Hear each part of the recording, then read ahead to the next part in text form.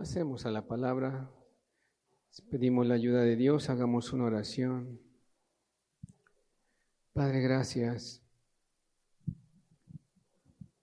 Gracias, Señor. Gracias por este día, por cada uno de los presentes, Señor. Gracias por tu palabra, Señor. Háblanos, precioso Jesús. Aquí estamos, Señor, necesitados, Señor, de tu voz, de que solamente tú seas el que hables a cada uno de nosotros, Señor. Porque el hombre, Señor, el hombre no es nada, Señor. Tú eres lo más importante, Jesús, en medio de nosotros. Padre, ayúdanos. Ayúdanos, te lo pido en el nombre de Jesús. Amén. Amén.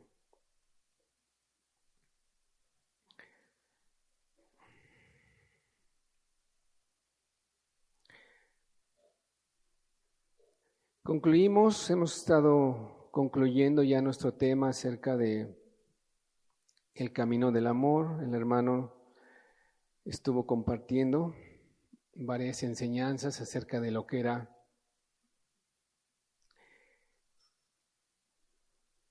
la manera en que deberíamos nosotros en la vida práctica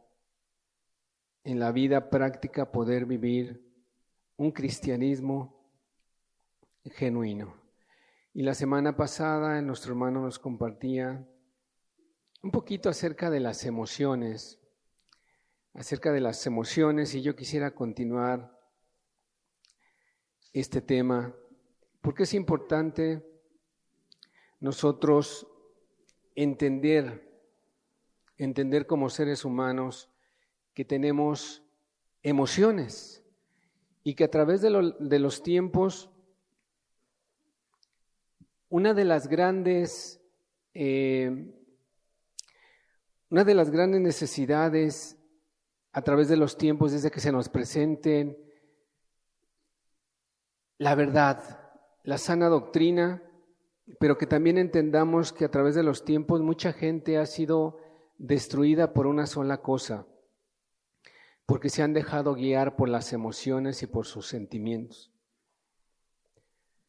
A través de los tiempos, a través de la Escritura también podemos ver cómo el Señor Jesucristo se sentaba a hablar acerca de la sana doctrina y del Evangelio. Él dice la Escritura ahí en Lucas que el Señor Jesucristo se levantaba e iba al templo a enseñar y enseñaba acerca del Evangelio, acerca de la verdad, todo el día. Dice que de día y de noche. O sea, el Señor Jesucristo estaba continuamente enseñando la verdad, enseñando los principios, enseñando el Evangelio, y nosotros entendíamos que el Evangelio es algo que viene del cielo. Entendíamos que el Evangelio es divino, que viene del cielo, que Dios viene a hablar acerca de las verdades que estaban ocultas antes de la fundación del mundo y que han sido dadas a cada uno de nosotros. Pero también es importante que nosotros entendamos que a través de los tiempos se han levantado muchísimos hombres que han hablado mentiras, y han engañado a muchísimas personas. Miles, millones de personas han sido engañadas a través de los tiempos. No solamente en la época de nuestro Señor Jesucristo la gente fue engañada por las falsas doctrinas que en su momento se presentaban. No solamente el Señor Jesucristo advirtió acerca de los fariseos y acerca de las doctrinas que en ese tiempo estaban muy de moda. El Señor Jesucristo fue muy tajante y muy radical diciendo, ¿sabes qué? Ten cuidado con la doctrina de los escribas y de los fariseos, porque ellos dicen y no hacen. El Evangelio se tiene que vivir, como lo dice el libro de Timoteo, de Tito, cuando Pablo le dijo a Timoteo y a Tito: preséntate tú mismo como ejemplo a los demás, en conducta, en fe, en ejemplo, en todo.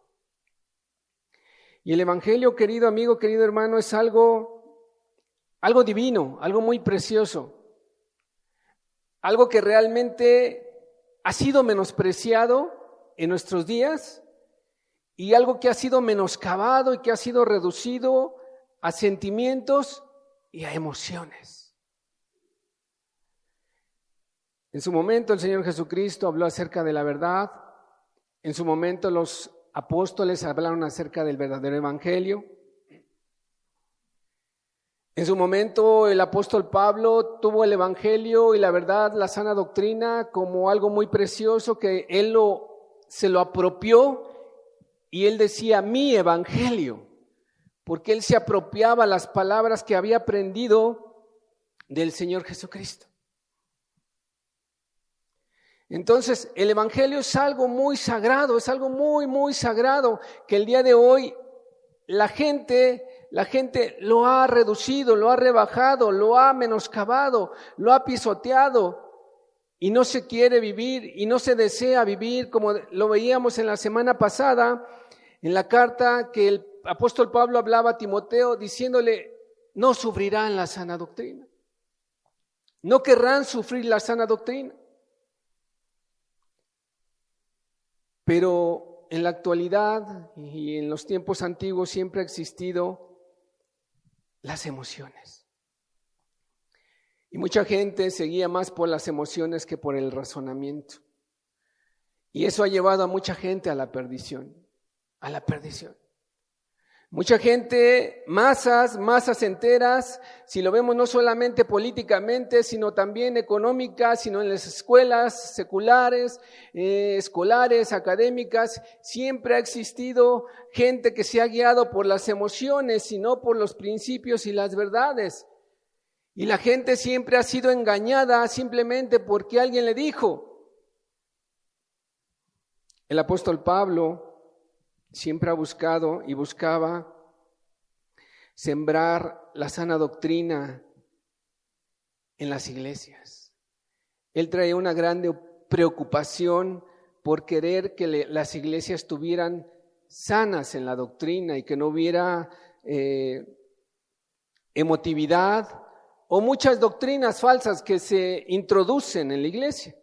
Por ejemplo, él habló a la iglesia de Corintio para predicar y enseñar a Cristo y a este crucificado. Habló a los Gálatas sobre la necesidad de no regresar a las obras de la ley, porque estaban guiándose solamente sobre las obras, sobre el quehacer, sobre el cumplir las obras de la ley, y estaban olvidando lo más importante, que era la fe en nuestro Señor Jesucristo, que es la base del cristianismo. El Señor Jesucristo. Él decía a la iglesia de los Colosenses: mirad que nadie os engañe por medio de filosofías y huecas sutilezas. Mirad que nadie os engañe, porque van a venir muchísimas gentes, muchísimos maestros, se levantarán y engañarán a muchos. Muchos hoy en día son engañados. A la iglesia de Filipos le dijo: porque andan muchos, de los cuales os lo dije muchas veces, y aún ahora lo digo llorando, que son enemigos de la cruz de Cristo.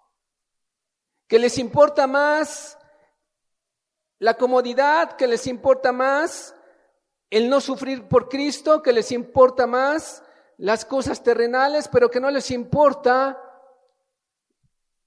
darse por Cristo, darse por Él, entregarse por Él. Muchas, si tú lees las epístolas, hay muchísimas advertencias del apóstol Pablo. En otro versículo dice que él habló a las iglesias y les decía: temo que como la serpiente engañó a Eva, vuestros sentidos sean engañados de la sincera fidelidad a Cristo. Querido amigo, querido hermano, nosotros tenemos una sola base,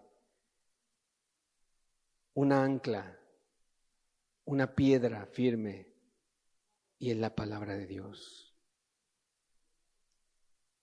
El primer ataque contra la doctrina de Cristo, contra la verdad de Dios, ocurrió en el huerto del Edén. Ahí, el primer ataque. Y siempre han existido los ataques en contra de la verdad. Lo fue en la época de los primeros cristianos, que fueron diluyendo la verdad, fueron diluyendo la verdad, y el día de hoy podemos encontrar muchísimas filosofías, muchísimo emocionalismo, sí, las bancas están llenas, sí, hay muchísima gente, pero en los púlpitos están huecos, hay vacíos, no hay verdad, no se habla la verdad, no se le dice a la gente la verdad, no se le predica la verdad. No se le predica la verdad completa, porque la verdad completa se debe de dar como está.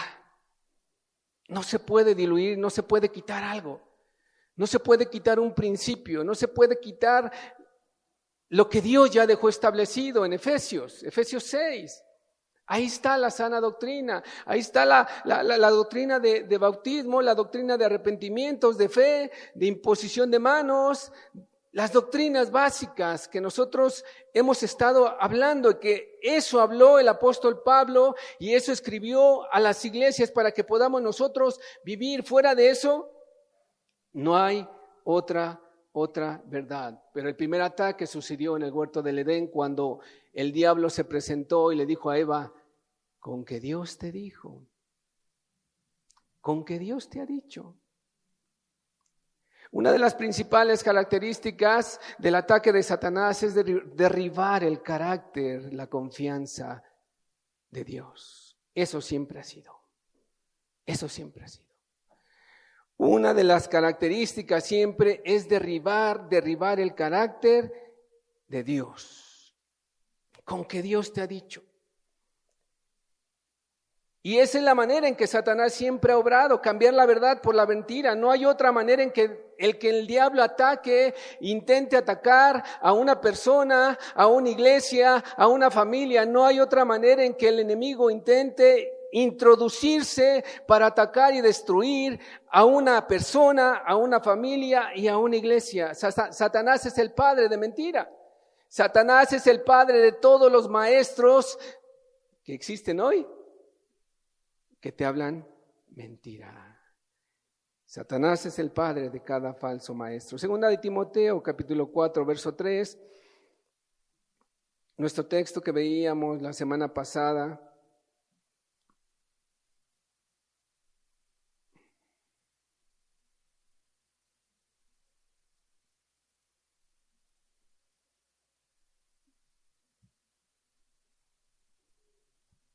Segunda de Timoteo 4:3, porque vendrá tiempo cuando no sufrirán la sana doctrina.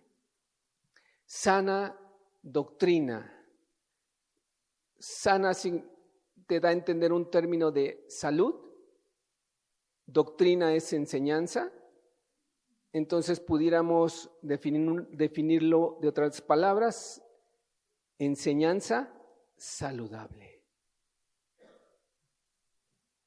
Y esa enseñanza saludable, cuando realmente nosotros la vivimos, es algo que la entendemos, porque dice Romanos 12:1 que Dios es nuestro culto racional. Y entonces nosotros pudiendo entender que tenemos una enseñanza saludable y la podemos poner por obra y practicar, nosotros vamos a estar viviendo de la manera adecuada, correcta. Pero dice la Escritura en este texto que no sufrirán, no querrán soportar, harán a un lado la sana doctrina, sino que teniendo comezón de oír se amontonarán maestros conforme a sus propias concupiscencias. Y en eso nosotros tenemos que tener mucho cuidado. Porque el día de hoy hay muchísima gente que se sigue perdiendo. Muchísimos. El día de hoy la gente dice querer buscar a Dios. La gente sigue diciendo mucho querer seguir buscar a Dios. Platicaba con un joven y me decía, quiero buscar a Dios. Y yo le decía, ¿qué es para ti querer buscar a Dios? ¿Qué es para ti querer buscar a Dios? Porque es importante que nosotros entendamos qué es para nosotros querer buscar a Dios. Porque vivimos solamente con la emoción de las palabras, de querer decir, yo quiero buscar a Dios. Yo quiero buscar a Dios, pero en la vida práctica estamos completamente alejados, ajenos a lo que nosotros estamos diciendo. Entonces, lo que hoy vivimos es la época de mayor emoción en todos los ámbitos. Nosotros podemos hablar en todos los ámbitos cómo la gente está viviendo en la mayor época de emoción en los deportes. En los deportes vivimos muchísima emoción. La gente grita, la gente llora, la gente se emociona, la gente hace muchísimo, se molesta.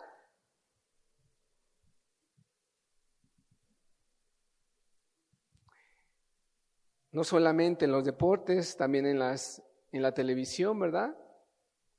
La gente en las temporadas de fin de telenovela, las amas de casa se la pasan llorando, emocionadas. O sea, vivimos una generación que está gobernada por las emociones y por los sentimientos. Y eso se ha estado alimentando cada vez más. Los jóvenes se excitan con mayor emociones a un nivel más alto. Los jóvenes el día de hoy quieren más emociones, que les exciten, que les genere mayor emoción y viven con un deseo incontrolable. La música ha llevado o elevado las emociones y hace que muchos jóvenes actúen de una manera irracional. Hace algunas semanas estuve con algún grupo de los jóvenes en la escuela donde estoy trabajando y tenían que presentar una canción, una melodía como cualquier canción que a ellos les gustaba y tenían que sacar el estilo, el tipo de letra y varias cosas que tenían que sacar.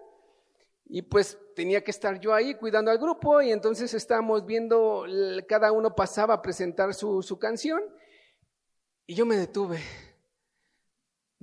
en observar la letra y yo decía, ¿sabes? A lo único que lo lleva es, quiero vivir contigo, quiero irme contigo a tal lugar, quiero disfrutar contigo. Una y otra canción que ponían, yo decía, ¿a qué está llevando la música a los jóvenes? A la emoción, a disfrutar, a vivir. Es el eslogan del día de hoy. Vive. Si sientes bonito, hazlo, disfruta. Pero eso es lo que estamos viviendo el día de hoy, muchísimas emociones en todos los ámbitos. Los jóvenes cuando llegan a la escuela lo único que quieren es decirles ¿cómo me veo hoy? ¿Cómo me ves? ¿Cómo está mi outfit? Te dicen, ¿cómo estoy? ¿Cómo me ves? No solo eso, las modas, las drogas, la televisión. Miles de personas viven el día de hoy esclavizadas, horas enteras viendo series de televisión. Jóvenes desvelándose, jóvenes que se la pueden pasar toda la noche viendo videos y televisión. ¿Qué sucede? Veamos qué dice segunda de Pedro. ¿A qué compara ¿A qué compara Pedro a este tipo de personas? Segunda de Pedro, capítulo 2, verso 12 y 13. ¿A qué compara Pedro a este tipo de personas que actúan de esta manera, guiados por sus emociones, guiados por sus sentimientos, guiados por lo que yo quiero satisfacer al momento? Dice, pero estos hablando mal de cosas que no entienden, como animales irracionales, nacidos para presa y destrucción, perecerán en su propia perdición. Pedro está comparando a este tipo de gente que se guía por emociones solamente, ¿sabes cómo? Como animales irracionales. Como animales irracionales. ¿Por qué dice la Escritura que se comportan como animales irracionales? Porque siguen sus impulsos. Porque siguen sus impulsos, sus pasiones, sus deseos. Cuando a Él le place, cuando Él quiere, cuando Él desea, actúa. ¿Qué es lo que hace un animal? ¿Qué es lo que hace un perro? ¿Qué es lo que hace un animalito? Cuando se pone nervioso, ladra y te muerde. O si vas comiendo, te quita lo que vas comiendo sin razonar, no le importa nada, no le importan las consecuencias, simplemente Él actúa. No le importa violar tus derechos, Él hace lo que quiere.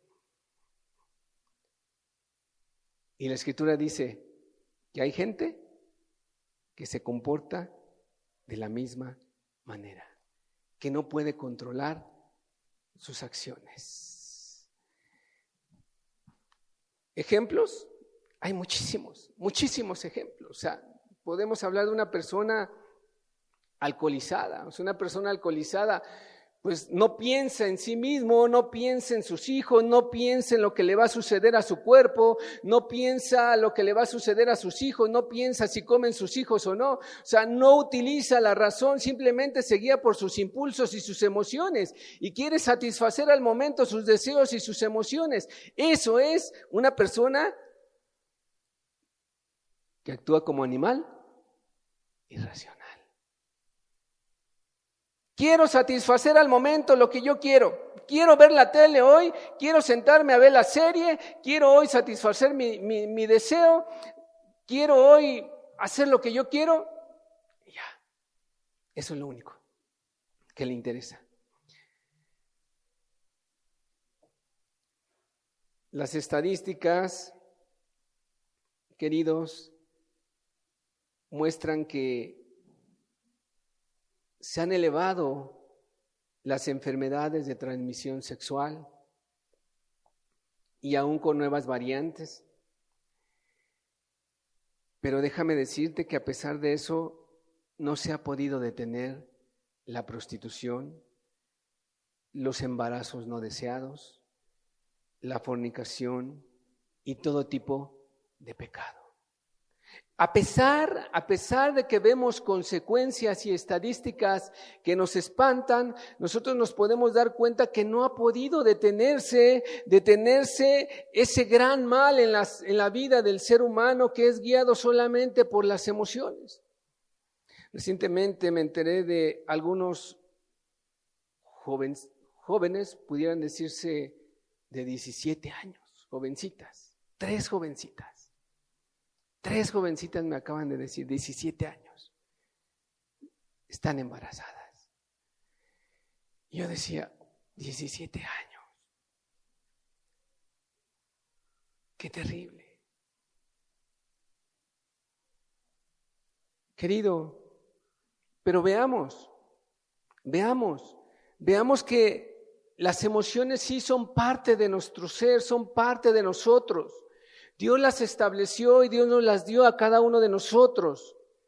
Dios nos dio emociones. Primera de Tesalonicenses 5:23 dice que el hombre está compuesto por alma, cuerpo y espíritu. Dentro del alma se encuentran las emociones, los impulsos naturales. Son muy diferentes a la razón y a la voluntad. Dios nos ha dotado con una razón y con una voluntad para que nosotros pensemos, entendamos cuál es lo correcto, cómo nosotros debemos conducirnos, cómo nosotros debemos de actuar ante ciertas circunstancias. Nosotros no somos iguales a los animales, somos muy diferentes, muy diferentes. Pero la Escritura dice que aquellos que se guían por sus emociones y sus impulsos, los compara Pedro, animales irracionales. En primer lugar, las emociones no son malas, ya lo habíamos platicado en alguna ocasión. Dios las puso, nos las dio, nos creó con ellas, no son pecado. No son pecado, porque el mismo Señor Jesucristo pudo tener momentos emotivos en su vida. El Señor Jesucristo pudo tener momentos emotivos en su vida. Pero Él no se guió por las emociones, sino que Él se detuvo y actuó por la razón. Actuó por la razón, por el mandamiento que Dios le había dado. Veamos algunos ejemplos. Hebreos capítulo 5, verso 7. Veamos cómo Jesús, en un momento de su vida, Él pudo tener algunas emociones, algunos momentos emotivos en su vida. Hebreos 5, 7. Y Cristo, en los días de su carne, ofreciendo ruegos y súplicas, con gran clamor y lágrimas, al que le podía librar de la muerte, fue oído a causa de su temor reverente. Ofreciendo ruegos y súplicas. En un momento de su vida el Señor Jesucristo lloró. En un momento de su vida el Señor Jesucristo tuvo un gran clamor, una gran angustia en su vida.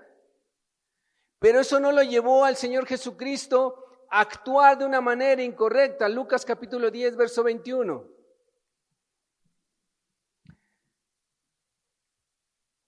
En aquella misma hora Jesús se regocijó.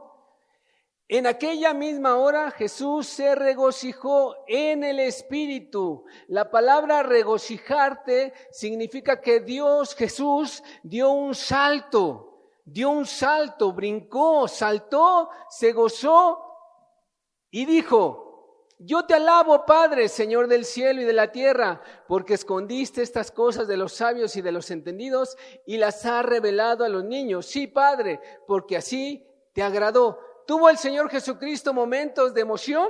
¿Tuvo el Señor Jesucristo momentos de llanto, de alegría, de gozo? Pero Dios, vamos a ver que Él no se guiaba por las emociones. Más adelante dice que las emociones son involuntarias también.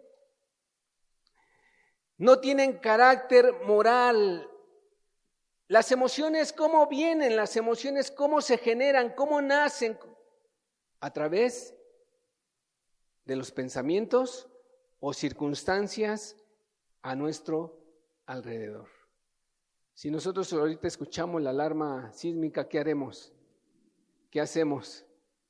Algunos se van a espantar, ¿verdad? Algunos van a temblar, algunos se van a generar emociones muy fuertes. Bueno, así sucede.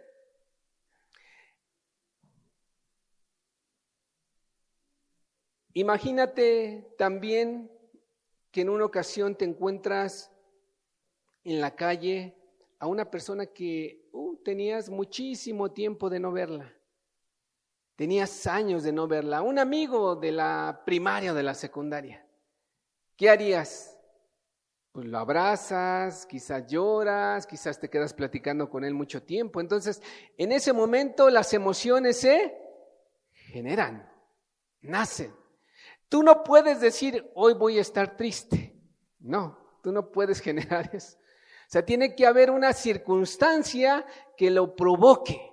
Tiene que haber alguna razón que lo lleve a generar.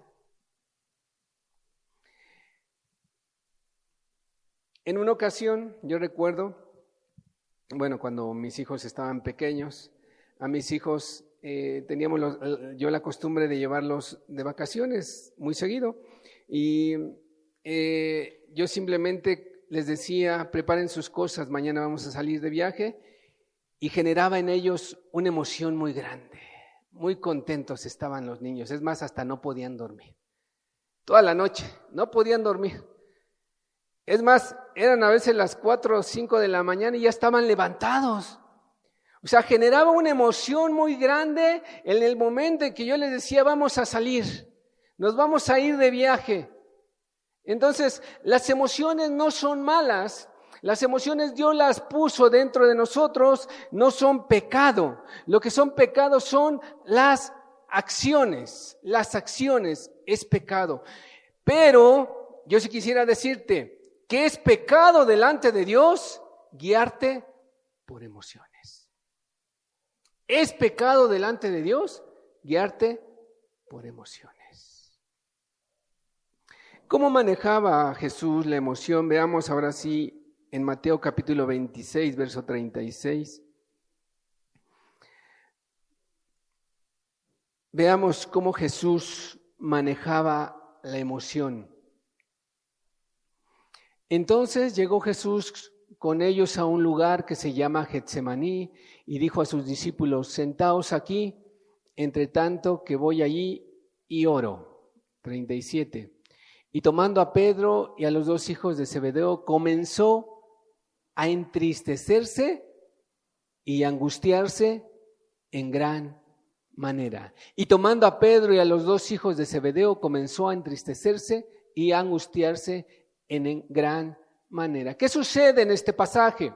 ¿Qué sucede? ¿Cuál es el contexto? Jesús iba a ir ¿a dónde? A la cruz. Iba a morir. ¿Era un momento difícil para él? Sí, un momento muy difícil. Si a ti te llevan a la cárcel, ni modo que te rías, te vas a estresar, te vas a angustiar, va a haber un momento de dificultad en tu vida y vas a preocuparte. Pero ¿sabes qué? A pesar de que era normal en la angustia y la tristeza en el Señor Jesucristo, Él decidió ir ¿a dónde?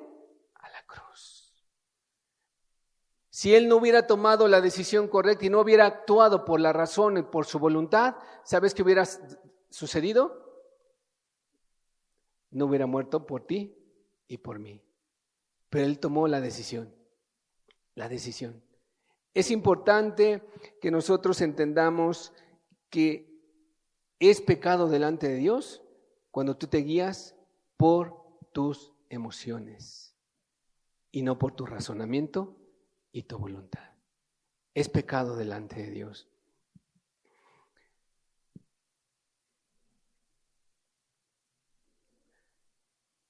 Jesús actuó por el mandato de Dios porque Dios, el Padre, lo había mandado. Jesús utilizó la razón.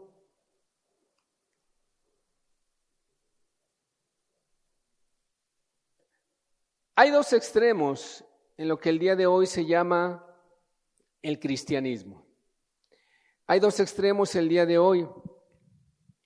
Hay iglesias que no permiten las emociones en sus cultos o templos.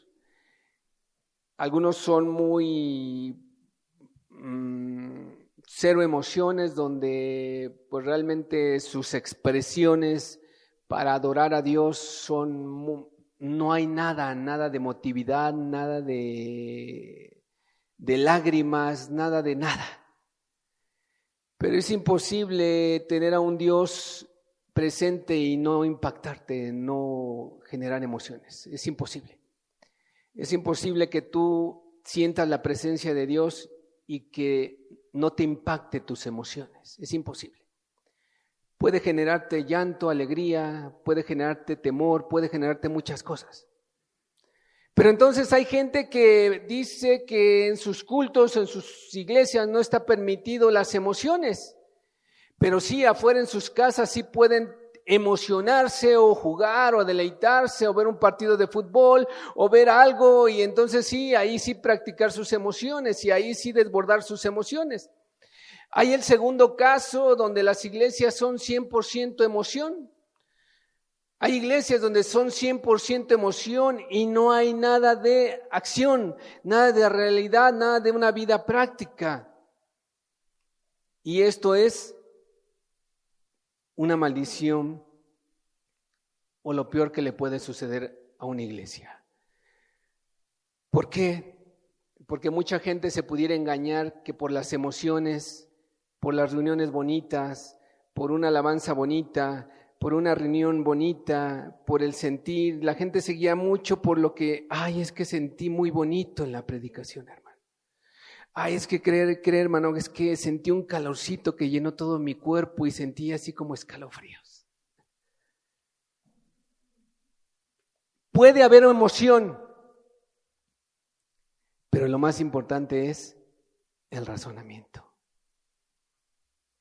Que tú puedas vivir el evangelio allá afuera. Que tú puedas vivir una vida práctica llena de amor, como lo hemos estado estudiando, allá afuera. De nada sirve que cantes, Señor, no daré mi vida a nadie más que a ti, si estás peleado con tu hermano. De nada sirve que tengas bonitas oraciones, incluso Pablo lo decía, lo volvemos a repetir, que seas profetiza, que cantes bonito, que hagas aquí, que hagas allá, si hay contención en tu corazón. De nada sirve. De nada sirve. Es vano. Es simplemente emoción.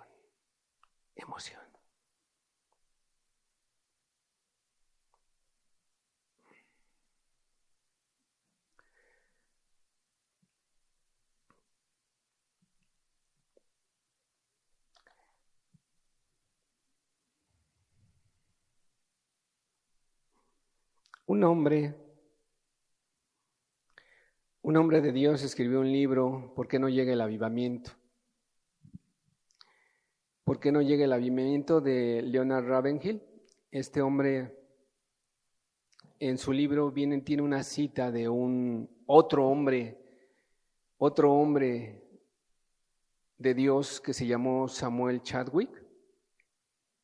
Dice el texto, dice el libro que era un hombre varón lleno del Espíritu Santo, y escribió este hombre una nota y decía acerca de las emociones.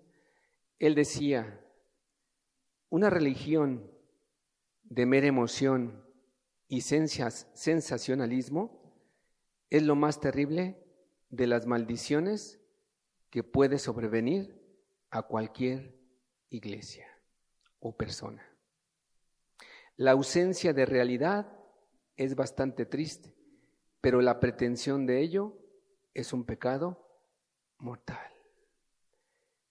Es, en otras palabras, engañarte a ti mismo.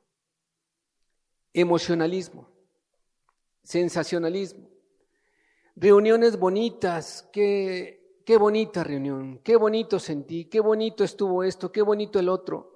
Pero cuando ves a tu hermano allá afuera tener necesidad, cuando ves allá a tu hermano y le dices solamente ven paz y no le das lo que necesita, ¿qué dice Santiago? Pues es vano, es vano. ¿Cuál es el fruto del emocionalismo? ¿Cuál es el fruto de una vida emotiva? Cada uno de nosotros debemos de centrarnos y ver nuestra propia vida. ¿Cuál es el fruto? Si yo realmente estoy viviendo conforme a mi emoción o conforme a la palabra, conforme a la verdad, conforme al amor, conforme a la sana doctrina, conforme al evangelio. ¿Cómo estoy viviendo yo? Cuenta la historia de un pastor, un testimonio. En una ocasión, este pastor vio como una persona pasó al frente a pedir perdón a Dios, lloró bastante, una mujer, se escuchó su clamor de esta mujer. Esta persona era una persona muy dura, muy difícil. Y dice el pastor que posteriormente dejó de asistir. Y él fue a buscar a esta persona y le preguntó: oye, ¿por qué ya no vienes a la reunión? ¿Por qué ya no asistes a los cultos? ¿Por qué ya no asistes a la iglesia? La mujer le contestó: es que siempre se me atraviesa algo. es que tuve una visita y la mujer le puso 1000 pretextos. ¿Qué había pasado con esta mujer? ¿Qué había sucedido con esta mujer? Solamente había tenido emociones, sin cambios verdaderos en su vida. Dice que al final esta persona murió y en la cama del hospital retó a Dios blasfemándolo. ¿Qué sucede?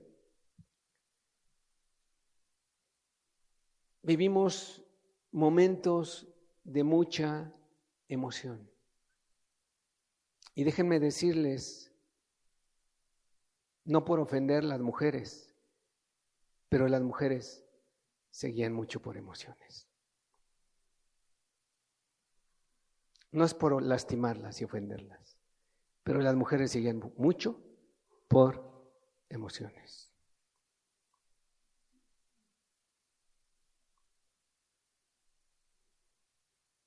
En el trabajo tengo 3 orientadoras y son psicólogas.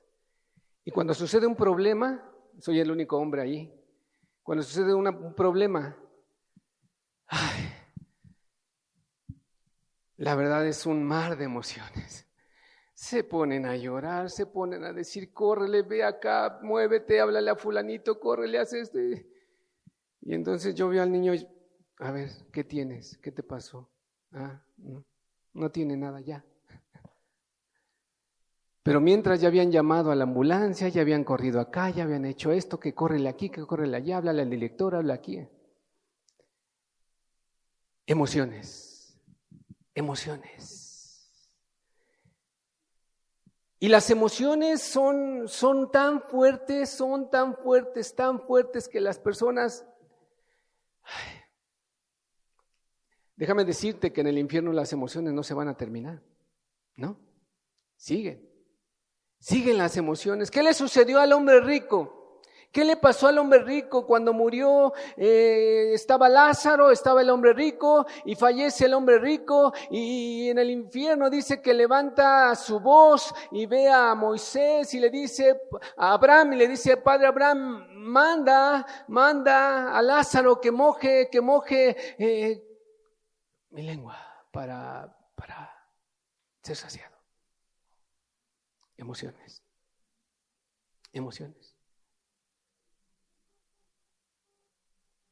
Y manda que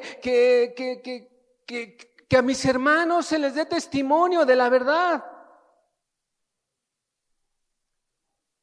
Porque si se levanta un muerto si sale un muerto, entonces si se levanta un muerto y vive y resucita, entonces sí van a creer. Emociones. Pero ¿qué le dice Dios? ¿A los profetas tienen? ¿A Moisés tienen? Óiganlos. Veamos un ejemplo de un hombre que siguió toda su vida por sus emociones. ¿Y sabes qué le sucedió a esta persona? Se perdió eternamente. Una persona que siguió por las emociones y no por la voz de Dios, no por la palabra de Dios, no por la dirección del Espíritu Santo. Primera de Samuel, capítulo 24, verso 1 y 2. Este hombre se llama Saúl. Te cuento un poquito la historia de Saúl. Saúl fue puesto por rey. Saúl, Dios lo eligió como rey. Saúl, Dios lo ungió como rey.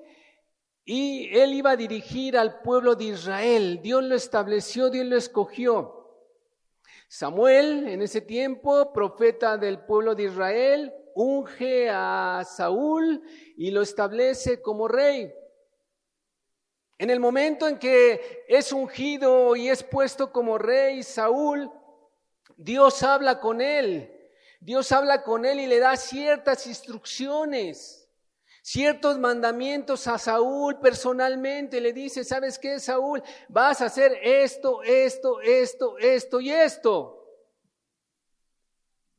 No quisiera contarte toda la historia y ver toda la historia de atrás, quisiera narrártela un poquito, pero de atrás vemos cómo este hombre se guiaba solamente por sus emociones.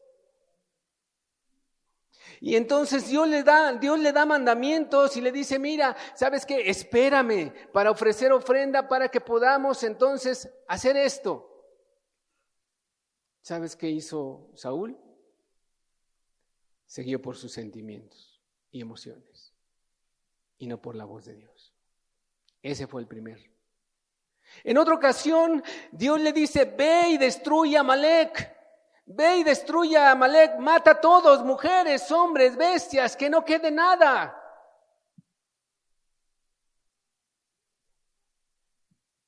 ¿Sabes qué hizo Saúl? No obedeció. Dejó a los bueyes, a los animales, y Dios viene y le dice, ¿por qué no has hecho como yo te dije? Es que el pueblo, excusándose, el pueblo me obligó. Por miedo al pueblo.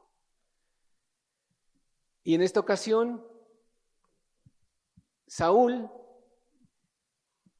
intentaba matar a David, que iba a ser el rey de Israel. Dios ya había establecido y le había dicho a Samuel, ¿sabes qué? Ya no quiero a Saúl. Ya está desechado. Ya no va a reinar, ya no va a ser rey, y ahora voy a establecer a David. ¿Y era establecido David por quién? Por Dios. Y vino un enojo muy grande de Saúl en contra de David. Un enojo muy grande. ¿Y sabes qué intentaba Saúl? Matar a David. Un enojo. Yo no quiero que sea rey. Yo no quiero que gobierne. Y dice que Saúl volvió de perseguir a los filisteos, le dieron aviso diciendo, he aquí David está en el desierto de Engadi. Verso 2. Y tomando Saúl 3,000 hombres escogidos de todo Israel, fue en busca de David y de sus hombres por las cumbres de los peñascos de las cabras monteses. ¿Qué sucede?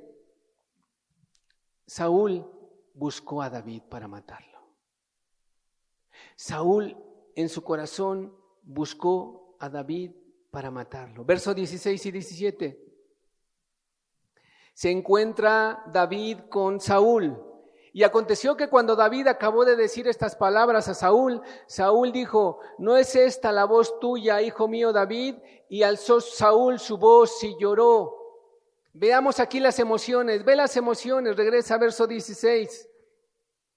Y aconteció que cuando David acabó de decir estas palabras a Saúl, ¿por qué? Porque David encuentra a Saúl y no lo quiso tocar, no quiso matarlo en ese momento. Dios se lo puso enfrente y no lo quiso matar. Y entonces Saúl dijo, ¿no es esta la voz tuya, hijo mío, David? Y alzó su voz y lloró.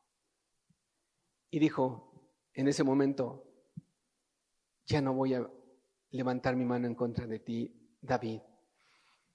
Pero simplemente fueron emociones. El hombre estaba gobernado por sus sentimientos. Primera de Samuel, capítulo 26, verso 1 y 2.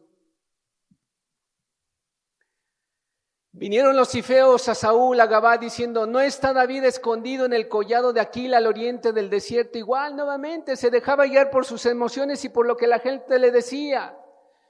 ¿No está David escondido en el collado de Aquila al oriente del desierto? Verso 2. Saúl entonces se levantó y descendió al desierto de Zif, llevando consigo 3,000 hombres escogidos de Israel para buscar a David en el desierto de Zif. Primero lloras y dices, no, ya no te voy a hacer nada. Y después se vuelve a levantar en contra de David. Queridos, este hombre actuaba como un animal irracional. Actuaba como una bestia. Saúl era como un perro enojado completamente en contra de David. Capítulo 26, verso 25. Nuevamente Saúl busca a David para matarlo. Y Saúl dijo a David: bendito eres tú, hijo mío David. Sin duda, fíjate las palabras halagüeñas de reconociendo Saúl que David iba a reinar y a hacer grandes cosas. Bendito eres tú, hijo mío David, sin duda emprenderás tú cosas grandes y prevalecerás. Entonces David se fue por su camino y Saúl se volvió a su lugar, dejó de perseguirlo.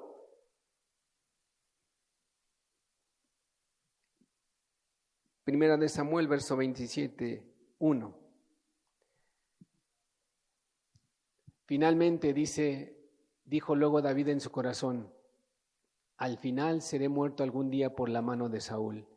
Nada, por tanto, me será mejor que fugarme a la tierra de los filisteos, para que Saúl no se ocupe de mí y me ande buscando más por todo el territorio de Israel, y así escaparé de su mano.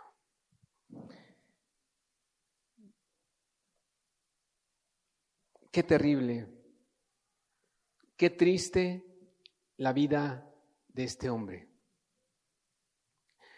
Un hombre que Dios escogió, un hombre que Dios puso delante del pueblo y simplemente se dejó guiar por sus emociones.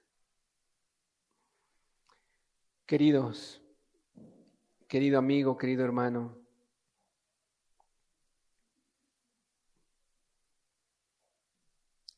cuando vienes delante de Dios, cuando te presentas delante de la iglesia, delante de este lugar y derramas lágrimas y haces muchas promesas de consagrarte a Dios, de decir: yo quiero servirte, yo quiero amarte, yo quiero dar mi vida por ti. Haces compromisos, votos fieles a Dios en tu corazón, pero después empiezas a hacer lo contrario allá afuera. Cualquier pecado, cualquier maldad, cualquier cosa que hay en tu vida, tú te conoces mejor.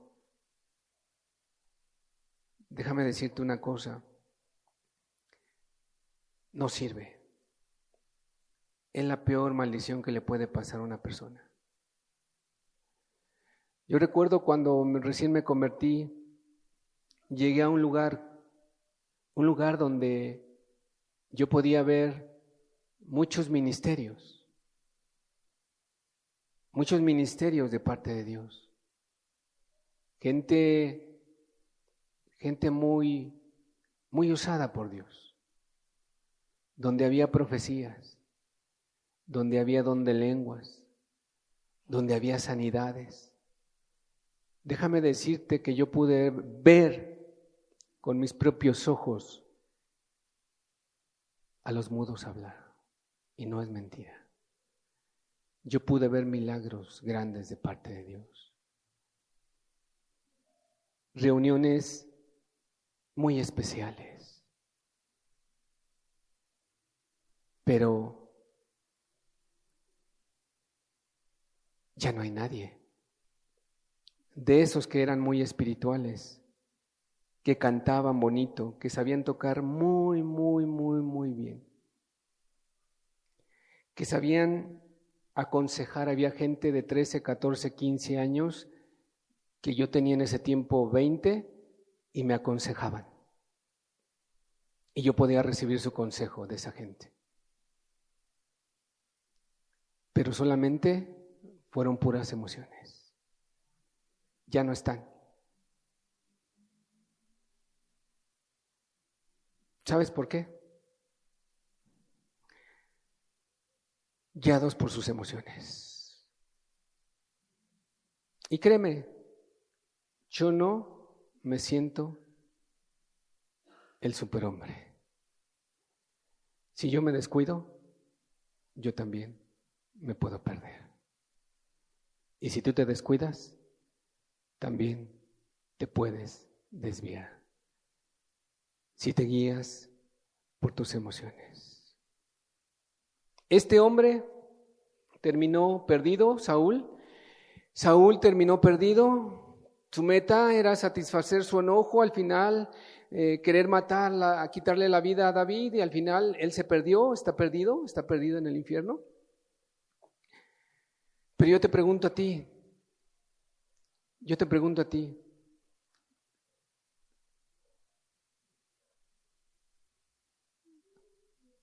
¿qué es lo que te guía? ¿Qué es lo que te guía a ti?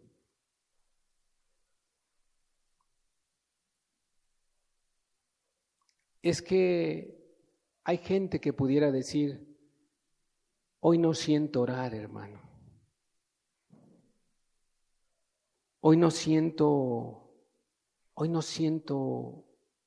leer mi Biblia. Una persona que es verdaderamente guiada por la razón y guiada por el Espíritu Santo, ¿sabes qué va a hacer? Dice ahí en Mateo, bienaventurados los que tienen hambre. ¿Por qué te guías? ¿Por tus emociones? ¿Por lo que sientes? ¿O por la palabra? La Escritura es muy clara, pudiéramos hablar muchísimos textos, porque una persona que es guiada por el Espíritu y por la palabra, encuentra en la palabra un texto y dice, orad sin cesar, y oremos de esta manera, Padre nuestro que estás en los cielos. Y para la oración no hay vacaciones, para la oración no es de que un día sí, un día no, tenemos que estar apegados a la vid todos los días. Necesitamos nosotros vivir una vida guiada por la palabra. Es que hoy no siento hacer esto, hermano. Hoy no siento hacer esto, no quiero ayudar a mis hermanos, hoy no siento. Pues la palabra dice que de la ayuda mutua no te olvides. Es que hoy no siento, hermano, ayudar a los pobres. Pues dice la Escritura que a los pobres siempre los tendré y sí que debemos de ayudar a los pobres. Entonces una persona que es guiada por la palabra no se guía por sus cientos, sino por la razón. Y el día de hoy es muy triste ver un cristianismo que solamente es de emoción. ¿Sabes? La carrera más importante en la tierra, la carrera más importante, la carrera que tiene más valor y a la cual nos debemos dedicar más es a esta. Esta es nuestra mejor carrera, el cristianismo. Porque hay jóvenes que se desviven, hay jóvenes que se desmañanan, se pierden muchísimo tiempo, bueno, no pierden su tiempo, están invirtiendo su tiempo en una carrera, pero hay gente que se dice cristiana y no le invierte tiempo a lo que es la palabra. La palabra. Muchas veces yo les he preguntado a la gente, ¿por qué te dices cristiano? ¿Por qué dices que eres cristiano? ¿Por qué crees que eres cristiano? Bueno, otra pregunta, ¿por qué asistes aquí? ¿Por qué estás aquí?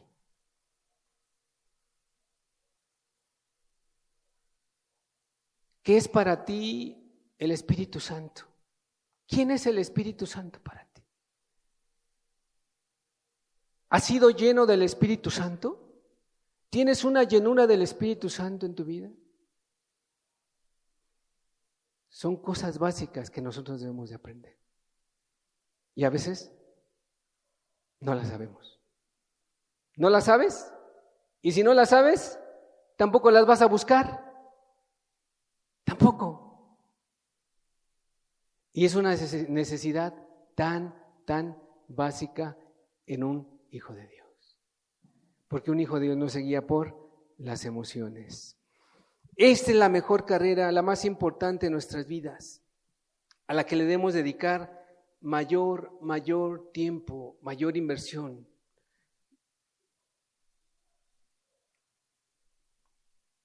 Contéstate tú. ¿Por qué te guías? ¿Por tus emociones o por la razón? Terminamos Mateo capítulo 7, verso 24.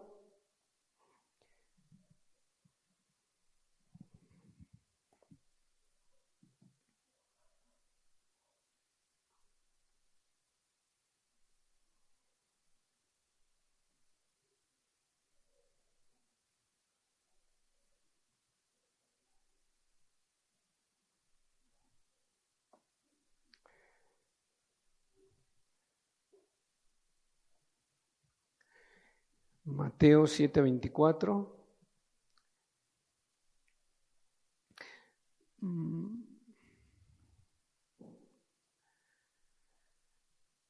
El Señor Jesucristo terminó su sermón de la montaña y le decía a la gente: cualquiera pues que me oye estas palabras y las hace, le compararé a un hombre prudente que edificó su casa sobre la roca. Cualquiera pues que me oye estas palabras.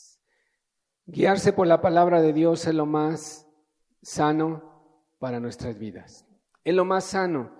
Una persona que se guía por las emociones está fundando su casa sobre la arena y tarde o temprano se va a caer. Tarde o temprano se va a caer. Tarde. Se va a caer. Nada más es cuestión de tiempo, de tiempo, de tiempo. Eso, créeme, yo lo he visto mucho en mi vida, a través de mucho tiempo. Nada más es esperar. Esperar, esperar y esperar.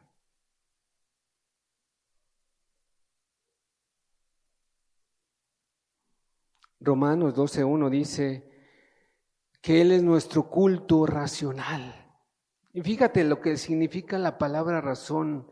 La palabra razón en ese texto es la capacidad que Dios le da al hombre como un regalo para poder evaluar, decidir y escoger las cosas por el justo valor que tienen.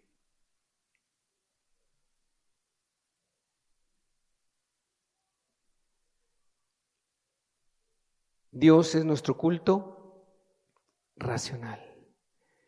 Para Dios es una abominación una persona que se guía por las emociones. Ya lo vimos, el ejemplo de Saúl, y ya lo vimos a través de muchísimas vidas que tristemente ya no están. Y yo quisiera hacerte una invitación, hacerte un llamado, rogarte, utiliza la razón. Por favor, utiliza lo que Dios te ha dado para tu propio bien, para tu propia alma. Utilízala.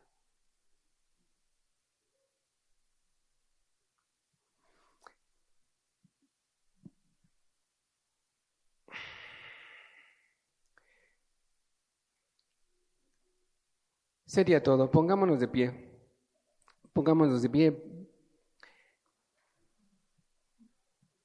Este sería nuestra segunda enseñanza acerca del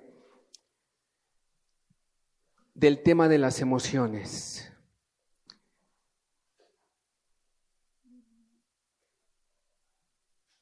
Haz una valoración, hazte un examen tú en tu propia vida. Si realmente te está aprovechando y te está trayendo provecho a tu vida el que tú estés aquí. Sé sincero. Realmente nosotros no estamos buscando llenar las bancas, créemelo. Lo ha dicho nuestro hermano. Si se llenan, qué bueno, pero queremos ver vidas firmes, estables en la palabra.